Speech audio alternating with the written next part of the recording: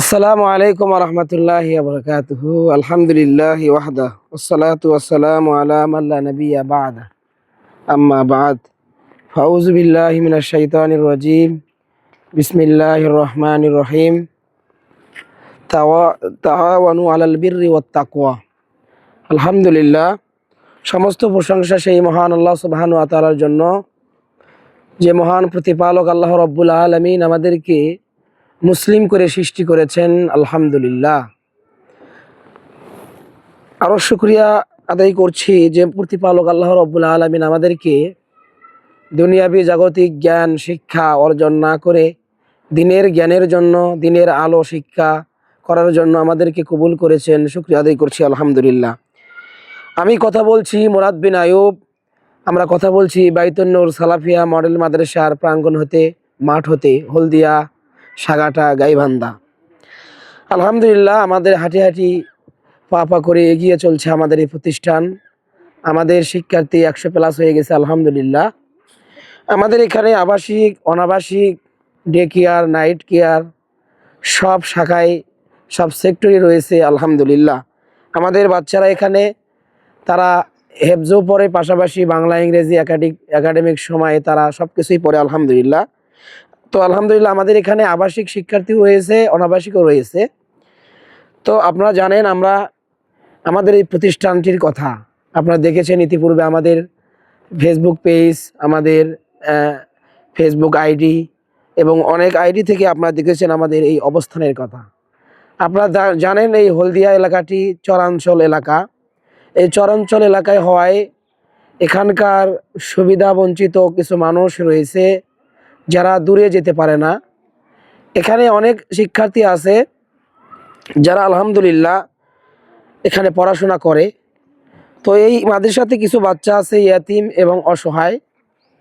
ইয়াতিম আমাদের আবাসিক বাচ্চাও রয়েছে, 2-1 জন অনাবাসিক রয়েছে, কিন্তু আবাসিকই বেশি আলহামদুলিল্লাহ। আমাদের এখানে টোটাল 12 জন ইয়াতিম শিক্ষার্থী রয়েছে।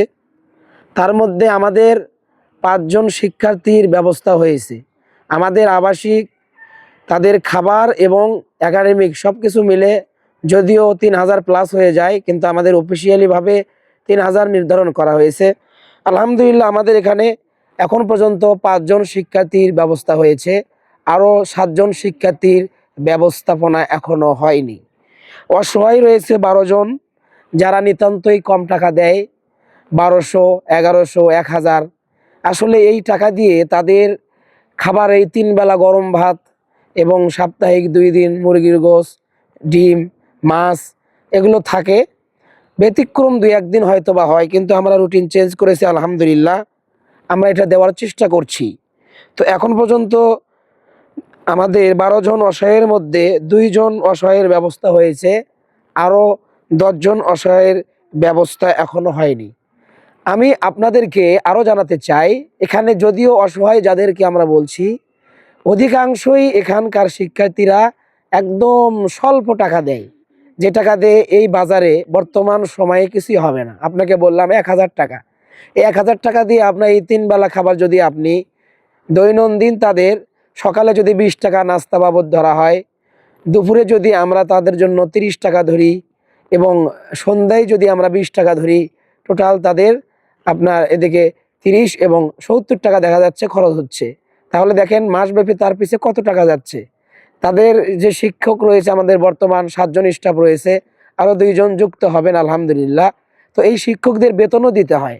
তো এত কিছু আমাদের আপনাদের এই বাচ্চাদের অর্থের মাধ্যমে আসলে হয় না। এজন্য আপনারা যে যতদূর পারেন আপনারা আমাদের অবশ্যই সহযোগিতা করবেন। মাসে প্রায় আপনার চালের প্রয়োজন 15 বস্তা, যদিও 8 বস্তার ব্যবস্থা হয়েছে, এখনও 7 বস্তার প্রয়োজন। একটা বস্তার পরিমাণ হচ্ছে আপনার 1500 টাকা লাগে। আপনারা যদি কেউ দায়িত্ব নিতে চান যে মাসে আপনি একটা বস্তা দিবেন, আর যদি আপনি চান না আপনি একাই দিবেন, আলহামদুলিল্লাহ। এজন্য আপনারা এই এলাকাগুলো এগিয়ে আসুন, প্রয়োজনে আপনারা ভিজিট করুন। দূরে থেকে হয়তো দেখছেন যে আসলে কোথায় দিচ্ছি, আপনি আসুন, ভিজিট করুন, দেখুন আসলে আমাদের অবস্থাটা, এবং আপনার প্রয়োজনে রেজিস্টার খাতা দেখুন যে আসলে তারা কত টাকা দেয়। এই টাকা দেখে আসলে বর্তমান সময়ে চলা কি সম্ভব? আপনারা জানেন নবী করিম সাল্লাল্লাহু আলাইহি সাল্লাম ইয়েতিমদের কথা বলেছেন যে যারা ইয়েতিমকে প্রতিপালন করবে, লালন পালন করবে, আল্লাহ নবী বলছেন তারা ইতিম প্রতিপালনকারী এবং আমি এরকম পাশাপাশি জান্নাতে অবস্থান করব। তো সেই সুযোগগুলো আপনারা কেন হাতছাড়া করছেন? যারা প্রবাস থেকে দেখছেন, যারা দেখবেন, যারা ধনাঢ্য ফ্যামিলি রয়েছেন, আপনারা এই সমস্ত এলাকায় এই সমস্ত প্রতিষ্ঠানে দান করুন। অসহায়দের দায়িত্ব কেউ নিতে চায় না। তারা কি টাকার অভাবে, অর্থ অভাবে কি তারা পড়াশোনা ছেড়ে দিবে? আমরা এখনো পর্যন্ত তাদের খাবার দিচ্ছি আলহামদুলিল্লাহ। অন্যান্য প্রতিষ্ঠান আপনারা যেটা দেখতে পান, তারা টাকা না দিলে, বেতন না দিলে খাবার বন্ধ করে দেয়, কিন্তু আমরা কিন্তু এখনো সেটা করিনি। ঋণ করে হোক, যেভাবে হোক আমরা চালাচ্ছি আলহামদুলিল্লাহ। কিন্তু এভাবে আমরা কতদিন চালাবো? আমরা আর পারছি না। আমরা আমাদের যে একটা ঘর করছি সেটাও আমরা করতে পারছি না।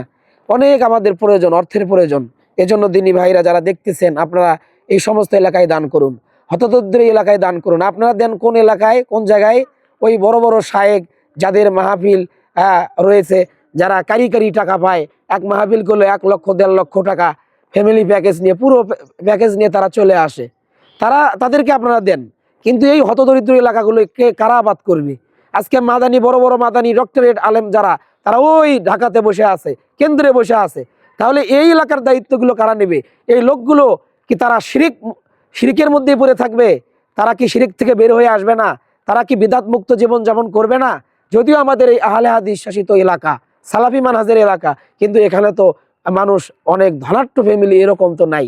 এজন্য প্রিয় ভাইয়েরা যারা দেখছেন, আপনারা আসুন, আমাদের এই মহৎ কাজে আপনারা অংশগ্রহণ করুন, সৎ কাজে আপনারা অংশগ্রহণ করুন। আজকে আমরা অন্যায় কাজে সহযোগিতা করি, সৎ কাজে সহযোগিতা করি না।